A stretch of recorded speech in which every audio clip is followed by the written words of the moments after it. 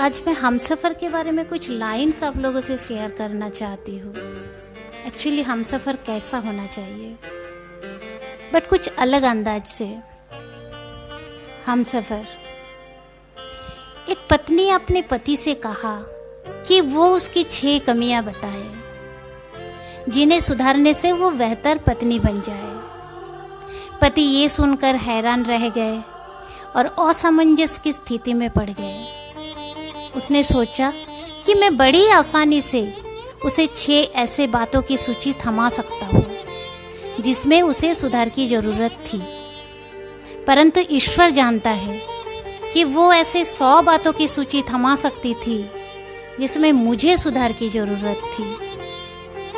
परंतु पति ने ऐसा नहीं किया और कहा, मुझे इस बारे में थोड़ा सोचने की समय दो, मैं तुम्हें सुबह इसका जवाब दे दूंगा।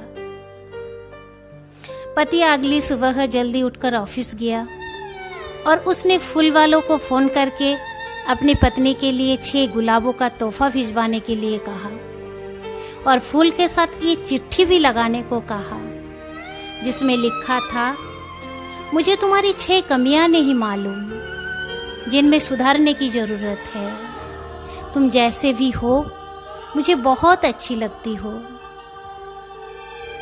उस शाम पति जब ऑफिस से लौटा तो देखा कि उसकी पत्नी दरवाजे पर खड़ी उसका इंतज़ार कर रही थी। उसकी आंखों में आंसू भरे हुए थे। ये कहने की ज़रूरत नहीं कि उनके जीवन की मिठास कुछ और बढ़ गई थी। पति इस बात पर बहुत खुश था कि पत्नी के आग्रह के बावजूद उसने 6 कमियों की सूची नहीं दी थी।